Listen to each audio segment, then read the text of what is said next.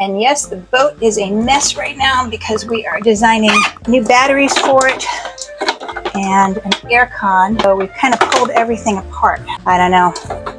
That does not feel like it's going to fit, but I will try it. I can put it on the nav table. Ooh, that might kind of fit. All right, it sort of fits-ish. That actually could work. Change of plans.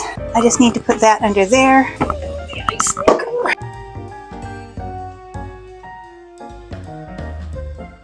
Oh, that's actually pretty tidy. I don't hate that. I can slide it out if I need to get behind here. I can put it back. The drain hose can go right into here. Since most of the dishes are going to be living in here anyway, I'm not sad about losing some access to that. I think I can call that a win. Go. All right.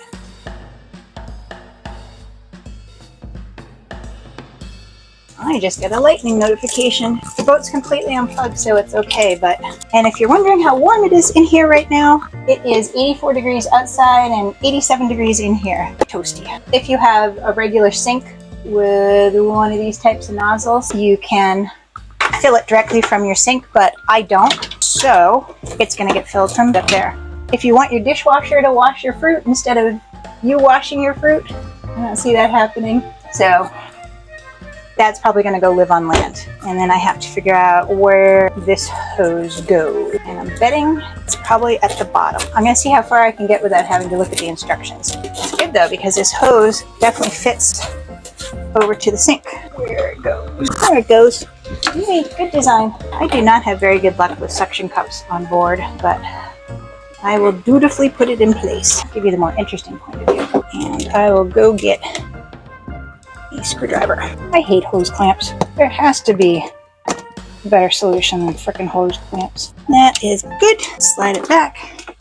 So that's there. Alright, that is looking great. Plug here. I'm just gonna slide everything back. I can turn it on right now, but I'm not going to because I keep getting lightning strike warnings on my watch, which means that there is cloud to ground lightning strikes within 12 miles. The Reboot is only attached to the dock with non-conductive lines, so I'm doing everything I can to keep her safe from another lightning strike.